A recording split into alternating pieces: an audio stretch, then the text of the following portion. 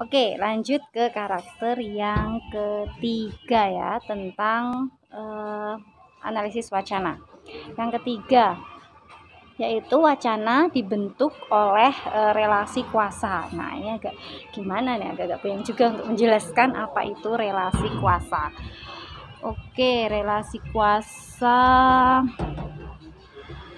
apa ya relasi kuasa itu? Nah, biasanya gini, kalau dalam sebenarnya orang kan taunya misalnya kalau bahasa digunakan sebagai media untuk komunikasi. Jadi kalau kamu untuk mau menjelaskan sesuatu itu kan Anda menggunakan bahasa gitu kan untuk menjelaskan, untuk mau minta tolong atau untuk mengungkapkan perasaan Anda itu menggunakan bahasa gitu untuk sebagai sarana untuk komunikasi. Tapi pada kenyataannya dalam kajian wacana ini bahasa tidak hanya berperan sebagai media komunikasi, tetapi dia adalah bahasa itu alat kekuasaan. Apa itu ya alat kekuasaan? Maksudnya dia itu sarana untuk menguasai gitu loh, maksudnya untuk menguasai untuk bisa mempengaruhi orang lain, maka Anda menggunakan bahasa gitu. Dalam bahasa itu sebenarnya juga tertanam ideologi tertentu gitu. Contoh paling mudah, misalnya kamu kalau mau minta bantuan orang itu kan pakai kalimat yang manis ya, misalnya, "Hai, kamu ganteng banget sih hari ini, anterin aku beli sarapan dong," misalnya kayak gitu. Nah, itu bahasanya kelihatannya sederhana kan, tapi pada dasarnya dengan kalimat tersebut kamu berusaha untuk mempengaruhi orang lain agar dia mau melakukan sesuatu yang kamu inginkan, yaitu nganterin kamu beli sarapan gitu. Terus, nah, ketika kamu bisa mempengaruhi orang lain untuk ngikutin orang lain, itu disebut dengan mungkin bahasanya saya nggak tahu, mungkin berlebihan atau tidak, itu disebut dengan menguasai gitu. Terus kemudian wacana dibentuk oleh relasi kuasa, maka kadang-kadang bahasa tertentu lebih dinilai atau lebih diterima daripada bahasa yang lain. Jadi contohnya misalnya adalah kalau misalnya kamu ngomong sama temanmu yang satu komunitas gitu ya, misalnya kamu termasuk komunitas salafi gitu, komunitas muslim salafi, itu kan paling suka kalau misalnya manggil katanya akhi, ukti gitu kan, itu serasa kayak lebih dekat daripada kalau kamu ngomong sama temanmu yang bukan satu kelompok yang sama gitu.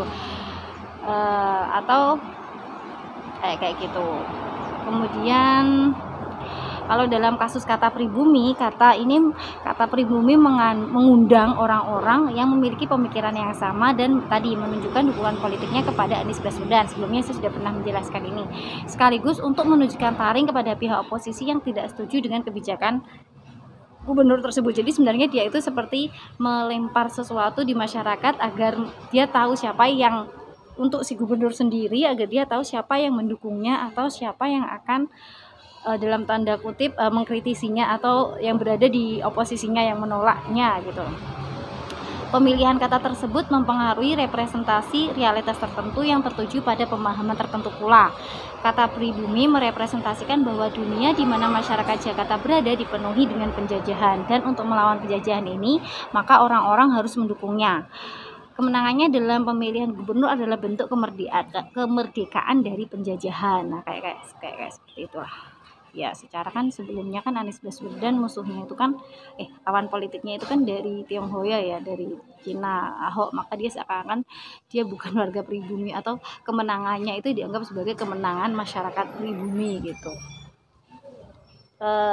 Tentu saja kata kuasa itu muncul saat orang-orang yang berkuasa menggunakan kata-kata tertentu atau istilah tertentu yang kemudian dilempar di masyarakat sehingga menyebabkan polarisasi atau perpecahan masyarakat hanya karena satu kata itu tadi. Relasi kuasa ini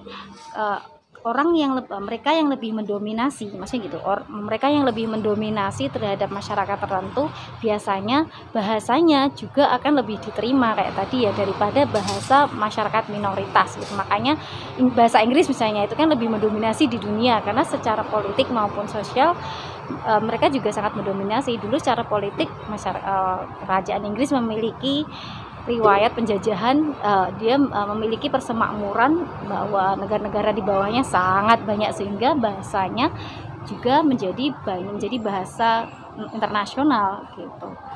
Jadi sangat mempengaruhi, maksud saya, di mana semakin bahasa itu digunakan oleh mereka yang memiliki kuasa yang lebih mendominasi, maka dia juga akan mempengaruhi bagaimana sudut pandang orang sekitarnya gitu, lebih banyak akan mempengaruhi. Oke, kemudian karakter yang keempat, pembentukan wacana juga tergantung pada kesadaran sosial atau perjuangan politik masyarakat. Nah, kalau ini lebih kepada tentang nah, kesadaran sosial masyarakat itu sampai pada misalnya ya orang yang menyetujui tentang pernyataan pribumi, bahwa mereka yang tertekan gitu ya. Nah, mereka harusnya melalui pernyataan tersebut ada social struggle. Sebenarnya itu ada masyarakat yang mereka juga memperjuangkan kelompok-kelompok yang dalam tanda kutip mendefinisikan dirinya sebagai pribumi yang terjajah itu tadi. Nah, kalau misalnya pernyataan itu tidak hanya berhenti sebagai pernyataan, misalnya itu bisa terrealisasi dalam kebijakan tertentu, itu akan memberikan peluang yang lebih baik kepada mereka yang dalam tanda kutip merasa dirinya menjadi bagian sebagai pribumi yang terjajah itu tadi. Persoalannya ada nggak ya tindak lanjut itu? Oke, itu tadi tentang tadi tentang karakter wacana ya, 4, 1, 2, 3, 4. Ada yang pertama tadi, wacana dibentuk dan membentuk masyarakat. Wacana membantu mengubah pengetahuan, relasi sosial hingga identitas sosial. Wacana dibentuk oleh relasi kuasa. Kemudian keberadaan wacana juga tergantung pada political struggle masyarakat. Oke, kemudian saya ingin sedikit menambahkan tentang definisi wacana. Saya cantumkan 3 definisi wacana dari Foucault, Whitehead, dan Ricoul. Foucault itu menjelaskan bahwa wacana adalah cara menyediakan bahasa untuk membuat pernyataan tentang topik khusus pada periode secara tertentu, ya hampir mirip kan dengan ongoing discussion itu. Kemudian untuk Whitehead, wacana adalah bahasa dalam penggunaan bagaimana orang berkomunikasi dan menggunakan bahasa untuk melakukan sesuatu. Ini seperti yang saya jelaskan tadi terkait wacana dan relasi kuasa.